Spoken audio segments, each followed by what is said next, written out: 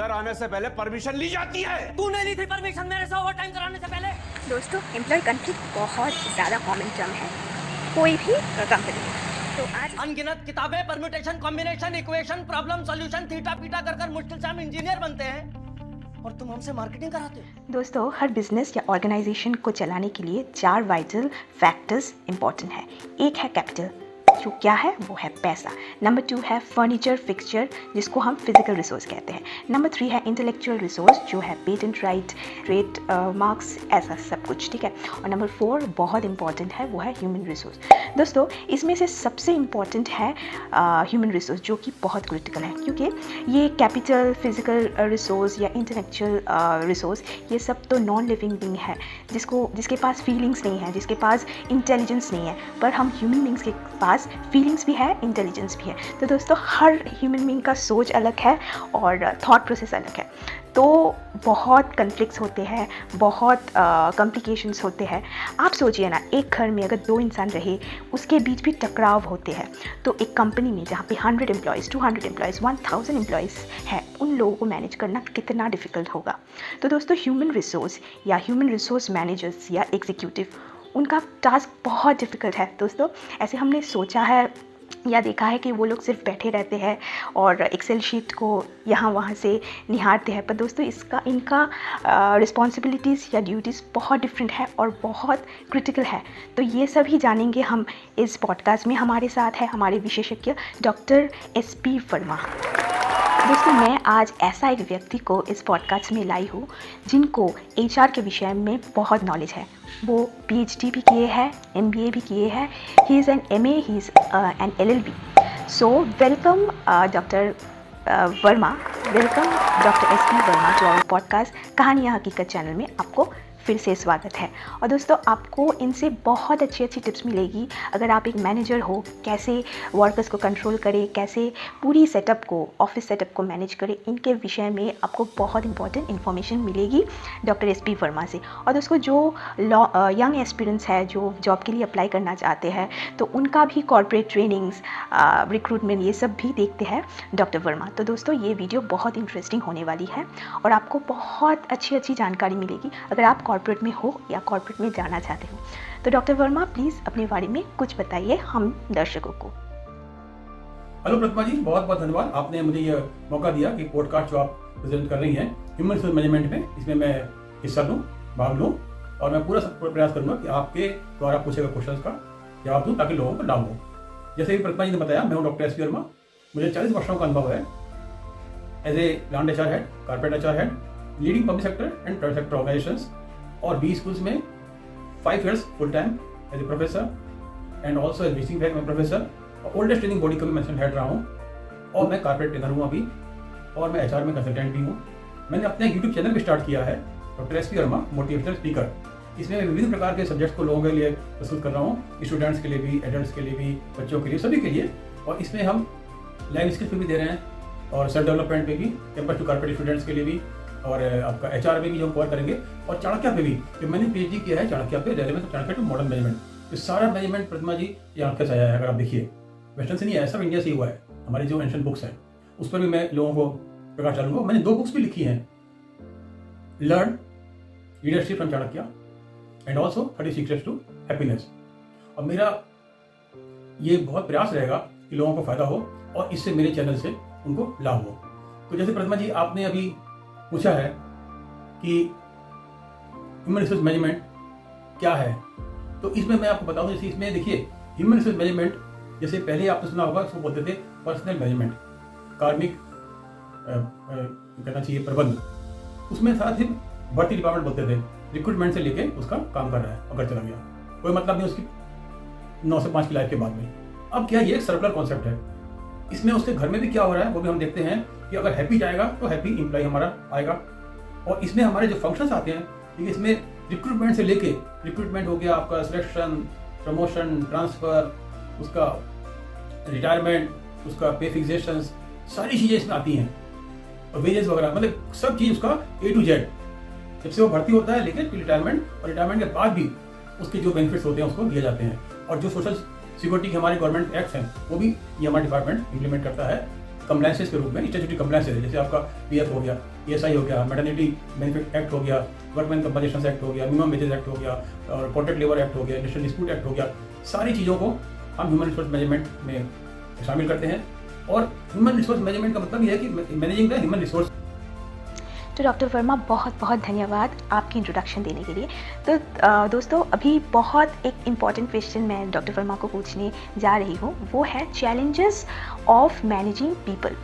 तो doctor Verma please हम लोगों को बताइए कि प्रेजेंटली एचआर में सबसे बड़ी चैलेंज क्या है, कैसे हम लोग उससे डील करें, या आपको मैं रिक्वेस्ट करती हूँ कि आप इसका सल्यूशन भी बताइए। चैलेंजेस 1 हो, 2 हो, 3 हो या 10 हो, प्लीज़ वो भी बता दीजिए। और ये चैलेंजेस से हम लोग कैसे बाहर निकले, या प्रिवेंटिव मैकेनिज्म अगर हो वो बता दीजिए, या क्योर हो, जो भी हो प्लीज़ हम लोगों को बता दीजिए, हम लोग के दर्शकों को बता दीजिए, ताकि वो उन लोगों को अच्छी वैल्यू मिले, इन लोगों को इस सिचुएशन से बाहर निकलने का अच्छी टिप्स मिले। प्लीज़ डॉक्टर वर्मा प्लीज़ बताइए। जैसा आपने पूछा कि आज क्या की चैलेंजेस हैं ह्यूमन मैनेजमेंट के, इसके बारे में मैं आपको बताऊंगा। देखिए, जो मैंने फेस किया 40 सालों में, और अभी भी मैं as a consultant, as a trainer जा रहा हूँ, जो मैं देख रहा हूँ, सबसे बड़ा चैलेंज इस समय है हमारा कि अपने एम्प्लॉयज़ को, जो हमारा स्किल्ड है, एक्सपीरियंस को रिटेन करना। क्योंकि अच्छा आदमी हमारा वो रुकता नहीं है, उसकी बाहर डिमांड है, उसको लोग कोचिंग करते हैं, बुलाते हैं और हायर सैलरी देते हैं, हायर डेजिग्नेशन देते हैं। सबसे डिफिकल्ट है अच्छे एम्प्लॉय को रिटेन करना। इसके लिए बहुत सी पॉलिसीज बनानी पड़ती, मैंने ही बनाई थी, जैसे रिवार्ड रिकॉग्निशंस की।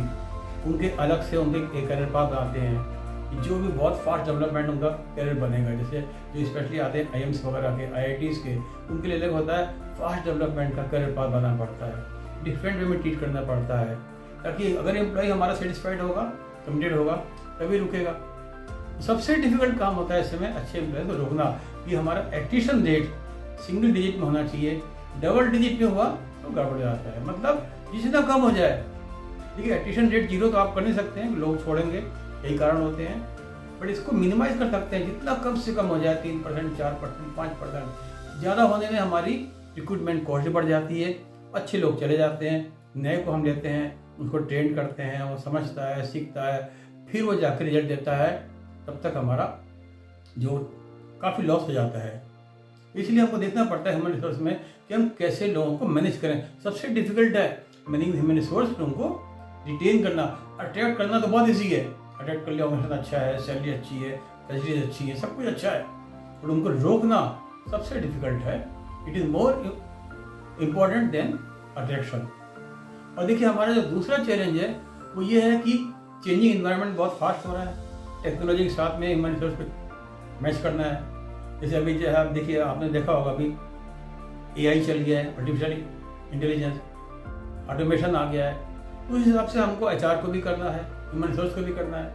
ऑटोमेशन में अब आर्टिफिशियल इंटेलिजेंस वगैरह और ऑटोमेशन इतना ज़्यादा इस समय HR में लग रहा है हमारा, जैसे रिक्रूटमेंट में हो गया, आपका सिलेक्शन प्रोसीजर में हो गया, वेजेस सैलरी में हो गया, और डिसीजन मेकिंग में भी हम लोग यूज़ कर रहे हैं इसको, कि किस तरह से हम डाटा को गैदर करें, कैसे उसको एनालाइज करें, कैसे रिट्रीव करें। और उसके अलावा सबसे बड़ा है हमारा स्किल गैप, कि मार्केट में कोई टेक्नोलॉजी आती है, हम देखते हैं हमारे पास है कि नहीं है। इसीलिए हर जगह हमको रखना पड़ता है ह्यूमन रिसोर्स डेवलपमेंट डिपार्टमेंट, लोगों को डेवलप करने के लिए जो लेटेस्ट टेक्नोलॉजी मार्केट में चल रही है। अदरवाइज क्या होगा, गैप आ जाएगा, गैप होगा तो हम मार्केट में सर्वाइव नहीं कर पाएंगे, कंपटीशन बहुत ज़्यादा है।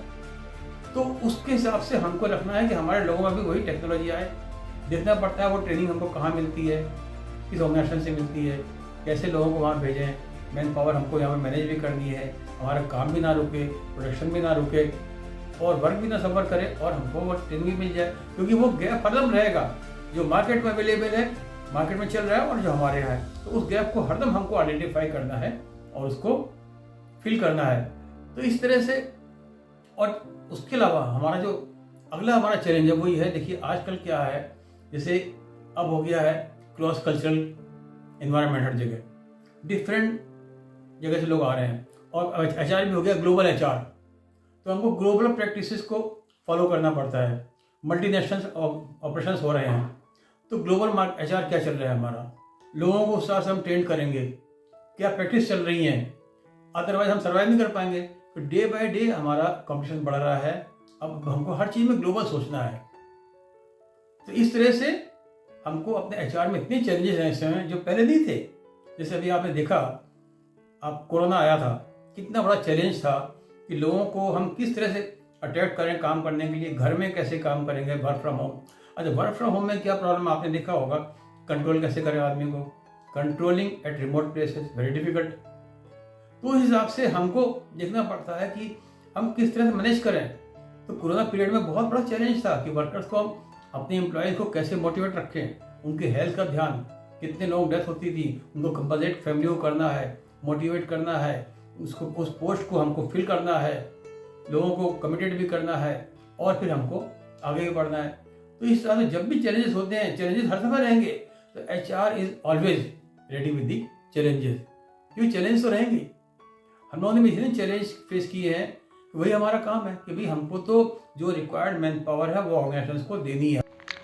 डॉक्टर वर्मा, थर्ड बहुत इंपॉर्टेंट क्वेश्चन है how to deal with conflict, या एक ऑर्गेनाइजेशन में टकराव से कैसे बाहर निकले या टकराव कैसे रोके। ये टकराव एम्प्लॉय और एम्प्लॉयर के साथ हो सकता है, दो एम्प्लॉय के बीच हो सकता है, दो लेवल ऑफ सीनियर मैनेजर के साथ हो सकता है, तो डिफरेंट कैटेगरी ऑफ कन्फ्लिक्ट्स हो सकता है। तो डॉक्टर वर्मा प्लीज़ हम लोगों को बताइए कि इससे कैसे हम लोग बाहर निकलें। देखिए, जैसे आपका जो अगला क्वेश्चन है कि कॉन्फ्लिक्ट जो मैनेजमेंट है ये हम लोग कैसे करते हैं और कैसे एक हमको करना है प्रोड्यूसिव वर्क इन्वायरमेंट ऑर्गेनाइजेशन में। देखिए, कॉन्फ्लिक्ट तो हर जगह होगा, जहाँ दो लोग हैं कॉन्फ्लिक्ट होगा। जैसे लोग कहते नहीं है कि जहाँ 2-4 बर्तन होंगे खटकेंगे, जहाँ 4 लोग होंगे कॉन्फ्लिक्ट होना ही है, बिकॉज हर इंडिविजुअल डिफरेंट है, कॉन्फ्लिक्ट तो होना ही है। तो कॉन्फ्लिक्ट रेजोल्यूशन के लिए क्या होता है, देखिए हम लोग इसमें ट्रेनिंग का हेल्प लेते हैं। कॉन्फ्लिक्ट रेजोल्यूशन की ट्रेनिंग होती है, conflict resolution, conflict management, team building, इस पर ट्रेनिंग हम एम्प्लॉय से करवाते हैं और मैनेजमेंट की करवाते हैं, ताकि बॉस को पता हो कि हमारे यहाँ अगर किसी का कॉन्फ्लिक्ट हो रहा है नीचे तो उसको हम कैसे मैनेज करेंगे। और हर समय देखना पड़ता है कि हमारी टीम ठीक से चले। कॉन्फ्लिक्ट में सबको समझाना पड़ता है कि भाई देखो, इंटरपर्सनल रिलेशनशिप कैसे मेंटेन करनी पड़ती है और कॉन्फ्लिक्ट कैसे रिजॉल्व होते हैं और कैसे कॉन्फ्लिक्ट आगे होता है। तो कॉन्फ्लिक्ट के लिए सबसे इंपॉर्टेंट क्या है कि कॉन्फ्लिक्ट को फर्स्ट स्टेज में ही हम लोग हैंडल कर लें। होता क्या, लोग इग्नोर करते जाते हैं। जैसे फैमिली में होता है, जरा से बात हुई, मनमुटाव हुआ, इग्नोर करते गए, जब उसका बड़ा रूप हुआ तो उसको हैंडल कर रहे हैं।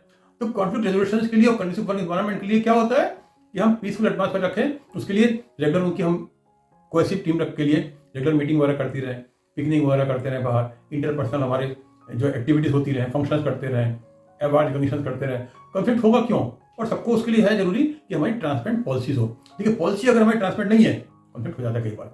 एक को हमने प्रमोट कर दिया जूनियर को, सीनियर को नहीं किया, एक को अप्रिशिएट किया, एक को नहीं किया, भेदभाव किया।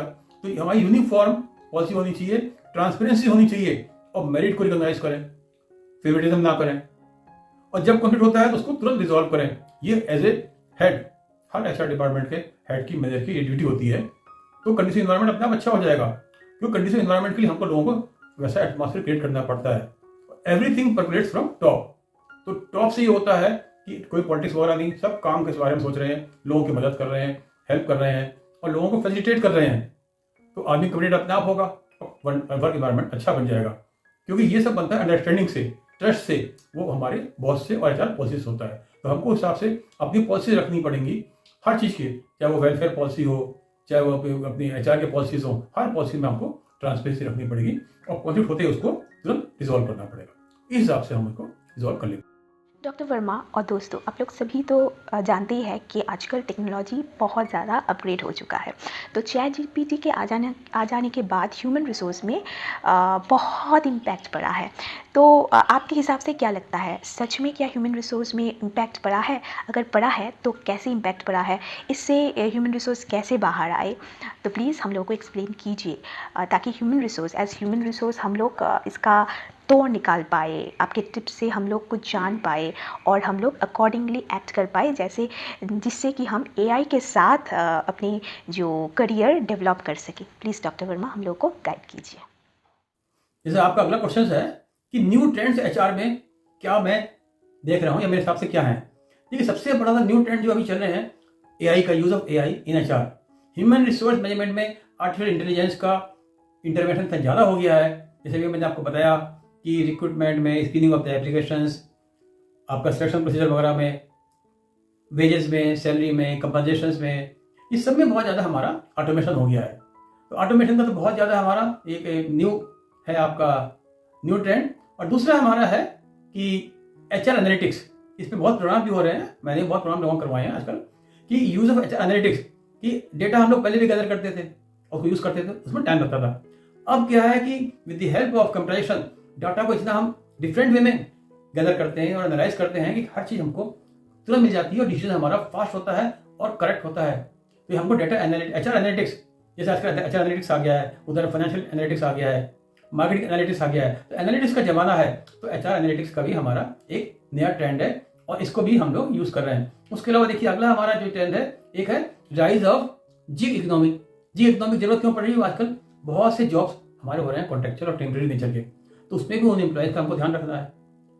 तो जिग इकोनॉमी पे हमको ध्यान रखना पड़ेगा। जैसे अभी गवर्नमेंट की जिग पॉलिसी भी काफ़ी आ रही है, जो अभी नए अमेंडमेंट हो रहे हैं लॉ के, लेबर रिफॉर्म्स वगैरह में, तो उसमें जिग वर्कर्स के लिए भी बड़ा आ रहा है, तो उनको भी आपको ख्याल रखना है, उनको इग्नोर नहीं करना है। तो उनकी सोशल सिक्योरिटी, उनके वेलफेयर मेजर, सबका हमको ध्यान रखना है।